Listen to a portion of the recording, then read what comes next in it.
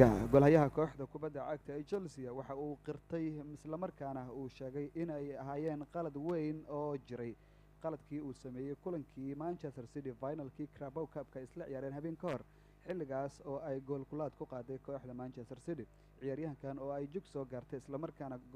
tababaraha Talyaaniga ah ee Mauricio Sarri uu doonayay in garoonka ka saaray isla markaana uu istaajiyay golhayihii bedeli lahaa ee Willy Caballero oo hore ugu soo ciyaaray kooxda Manchester City maadaama golhayahan xariif uu ku yahay qabashada rigoorooyinka lagu soo tuuro sidoo kalena uu aad u garanayo ciyaartoydii uu isla soo ciyaareen sida xidigihii ka tirsanaa kooxda City inta badan rigoorooyinka u tuuraya waxaa ciyaaryahankan Isbaanishka ah uu sheegay in uu jiray oo kaliya jahawareer laakiin aysan ahayn wax uu ugu markaasi dan lahaa sida uu isagu hadalka u dhigay ciyaartii ka dhacday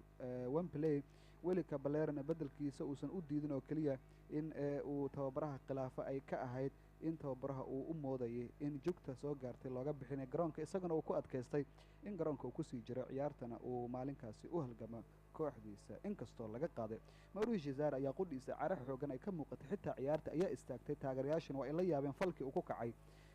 golhayaha kiiba la yidhaahdo oo ah golhayaha ugu qaalisan maadaama 71 milyan oo lacagta poundka ah xilciyaareedkan lagaga soo qaatay kooxda Isbaanishka ah Atletico Bilbao isagoo ka hadlayay waxa uu sheegay in qaladkaasi uu ahaa mid jiray isla markaana uu qaadanaya aysan ahayn wax loo dul qaadan karo waxaana dadka ciyaaraha ka fallooda ay Sarri iyo sidoo kale maamulka sare Chelsea ay